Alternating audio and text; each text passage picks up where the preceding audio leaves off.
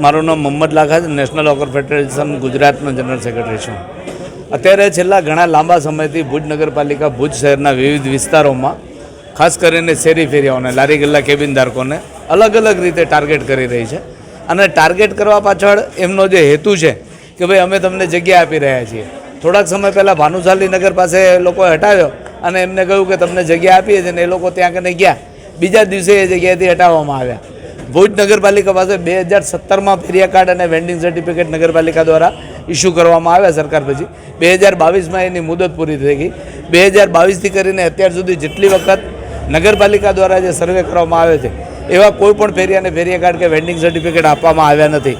અને જ્યારે અમે આ બાબતે રજૂઆત કરી છે કે તમે ટાઉન વેન્ડિંગ કમિટીનું ગઠન કરો, તો ટાઉન વેન્ડિંગ કમિટીનું ગઠન પણ કરવામાં આવતું નથી.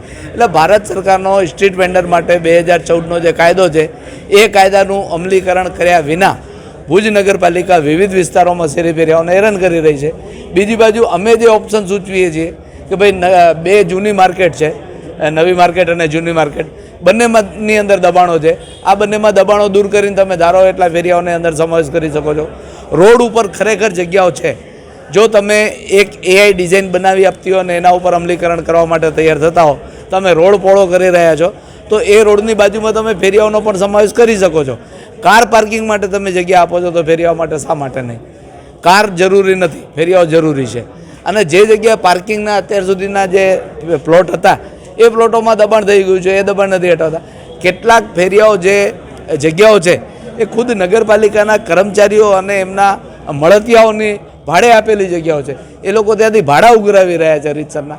તો એ રીતે ફેરિયાઓને હેરાન કરવા માત્ર કે એક જગ્યાને ટાર્ગેટ કરવું, ક્યારેક જીકે જનરલ હોસ્પિટલની સામેના ભાગમાં જાય છે, ક્યારેક હોસ્પિટલ રોડ ઉપર જાય છે, જ્યુબિલી ગ્રાઉન્ડ જાય છે, ભાનુશાલી નગર પાસે દબાણ હટાવે છે.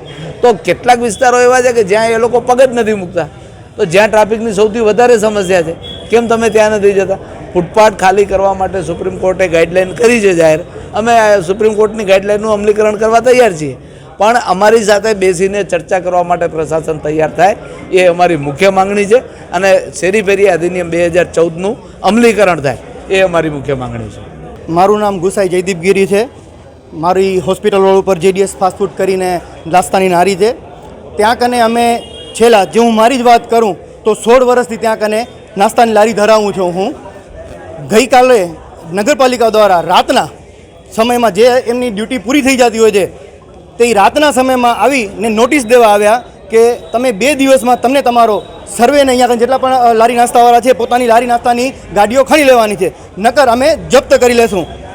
આજે એક નાનો વ્યક્તિ જે પોતાનો ઘરનો ગુજરાન ત્યાંથી ચલાવે છે તો એ એમને દેખાઈ ગયું છે, પણ જ્યારે બાજુમાં જ નગરપાલિકા દબાણ જે થતું હોય છે, મોટા લોકો દ્વારા દબાણ થતું હોય એ દેખાતો નથી હોતો. પાર્કિંગની સમસ્યાનો જે એક નાનકડો નામ લઈને એ લોકો જે આ હટાવે છે, જે અત્યારે આ કરી રહી છે, એ ગરીબી હટાવવાની જગ્યાએ ગરીબોને હટાવી રહી છે.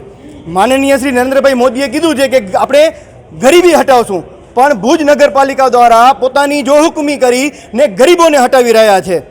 અત્યારે જે હોસ્પિટલ રોડના જેટલા પણ જે લારી નાસ્તા ધારકો છે એ અત્યારે બધા અહીંયા હાજર થયા છે. જેમ અત્યારે 200ની માત્રામાં છે તો એ 200 જણાનો ઘરે, એક જણાના ઘરે 5-5, 10-10 જણાનો પરિવાર છે. તો શું એ લોકો રોજીરોટી નહીં મળે? ને નગરપાલિકા દ્વારા એમ કહેવામાં આવ્યું છે કે તમને બધાને અહીંયાથી હટી જવાનું છે. અને એ લોકો જે જગ્યા ફાળવે છે, જે કોમર્સ કોલેજ પાસે છે, એ જગ્યા પર પણ એ લોકો એમ કહે છે કે એ કાયમી જગ્યા નથી, ઉहाँથી પણ અમે તમને ગમે ત્યારે હટાવી શકીએ, કારણ કે જગ્યા નગરપાલિકાની છે જ નહીં. તો નગરપાલિકા પોતાની જગ્યા નથી ને તોય કેમ જગ્યા આપે છે? ને ત્યાં કને પણ કોઈ જાતની સુવિધા કે આપવા પણ તૈયાર નથી. અમે જવા તૈયાર છીએ, પણ કઈ શરતો ઉપર? કે અમને ત્યાં કને રોડ મળે, ત્યાં કને ગટર મળે, ત્યાં કને પાણી મળે. અમે સ્વચ્છતા ઈચ્છીએ છીએ, અમે ક્યાંય ટ્રાફિક નથી ઈચ્છીએ છીએ.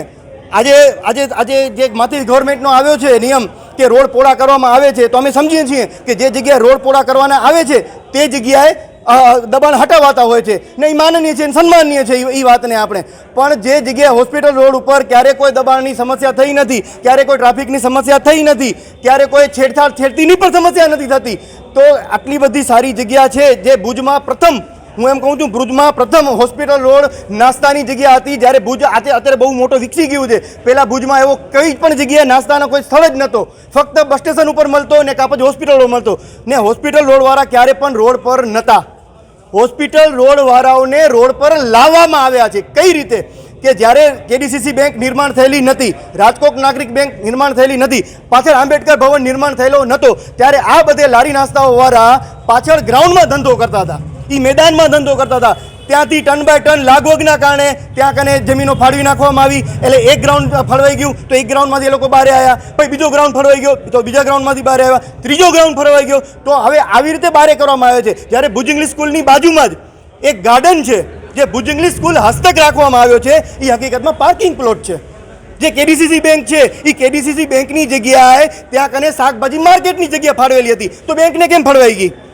જ્યારે રાજકોટ નાગરિક બેંક ત્યાં કને છે ત્યાં કને પાર્કિંગની સુવિધા હતી, એ બધી જગ્યા ક્યાં ફાળવાઈ ગઈ છે? તમારી શું માંગ છે હવે લારી ગલ્લાઓની? અમારી માંગ છે કે અમને યોગ્ય સ્થળે જો જગ્યા આપવા માંગતા હોય તો યોગ્ય અમને યોગ્ય સ્થળ આપે ને એ અમને એલોટમેન્ટ લેટર ઉપર લખીને આપે કે નગરપાલિકા આજે અમે હટાવવાનું કહે છે કે તમે હટી જાઓ અહીંયાથી, તો અમે હટવા તૈયાર છીએ, પણ અમને જગ્યા આપે છે તો એના લખાણ તો આપશે ને અમને કે અમે તમને જેમ અંજારમાં અત્યારે ખડીઓ બનાવવા આવે છે, તમે જો ને રોલ મોડેલ કહેવામાં આવે છે અત્યારે, તો અમને એવું કરી આપવામાં આવે. અમે ના નથી કે તમે જવા તૈયાર છીએ, પણ ત્યાંથી પણ નહીં હટાવે એની બાંહેધરી આપવી જરૂરી છે. મારું નામ મયુર ગોર છે, લારી ગલ્લા એસોસિએશન કચ્છ જિલ્લાનો પ્રમુખ છું.